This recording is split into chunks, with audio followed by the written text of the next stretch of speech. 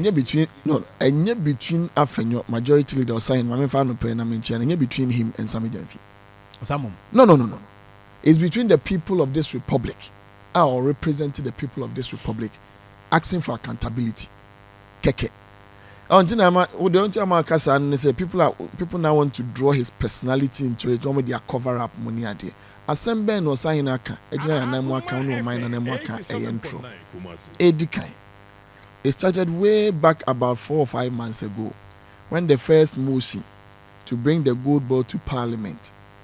Na omumra ne no mu nin komo emfa ne ma yehunu wo mu dwumadi omudi ene eka yehunu se eba sabre na embro 7 billion per our estimations money ade enti yehunu sa ne se emumra ne anu mu nin komo ne enche because emra ne yehye ne ye ka kire mu se emra ne ntimi moa okọ structures no so ade ye adwuma ni nyina no ema tokura bedi demo dodo an we oman ne be boka twitwi dia ye ntimi majority by their numbers shut down the motion. TNTM enya kwanya mfo mama na afina kọ na wie na IMF abayi yo mu hwehwemu na mahunu se Ghana GoldBod no any gold turning ne ton no yaboka $1.7 billion aye 1.5% of our gross domestic product. O de buy sika mu a almost 22 billion Ghana cedis.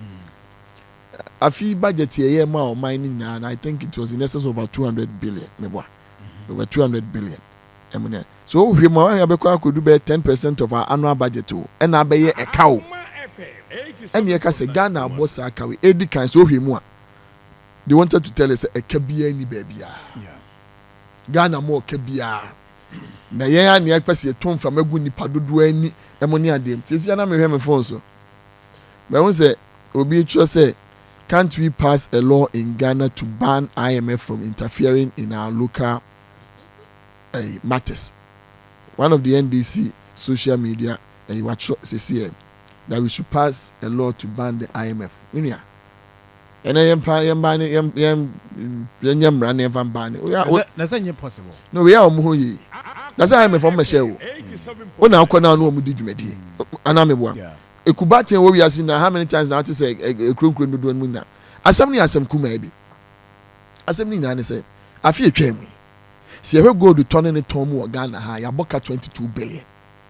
Yes, Ghana cities. So 22 billion, why and an economy.